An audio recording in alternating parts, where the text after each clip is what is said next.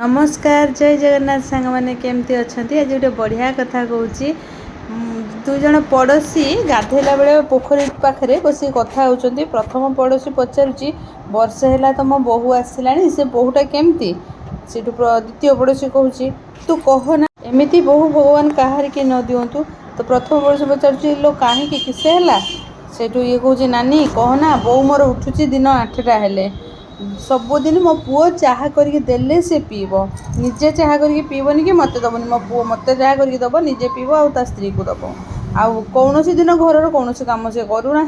सब बड़े कहूँ मत बाहर खाଇବା नहीं आसिक दियो मु खाइमी पुओ भी मोर बो बोल करा माइप बोल कराटे माइप आणिकी जहाँ कहूँ सी सैया करुँच होटेल सबुदिन आणिकी खाइबा दौची। सेठू प्रथम पड़ोशी पचारे अच्छा नानी तुम जई केमतिका ये तो 6 मास वर्षे है बाहर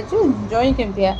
सेठू द्वितीय पड़ोशी मो जई भाया जई संसार ना मो जई भाया जई समस्त मिलू मो जई एत भल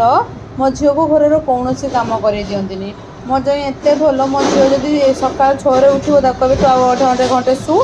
जमा एत जल्दी उठा दरकार ना तो मो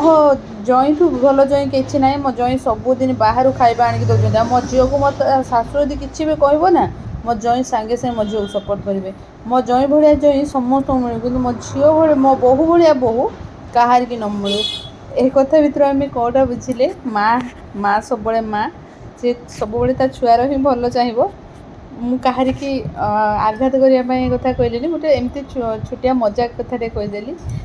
केमती लगिला मो कथा कमेंट मध्यम कहवा एमती कथा शुणा इच्छा थी भी कमेंट जनइबे।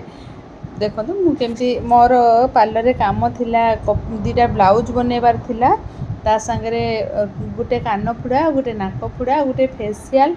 आसला फेसियालटा वीडियो करने तो मुझे भूली गली एति काम मुझे कैमेरा रे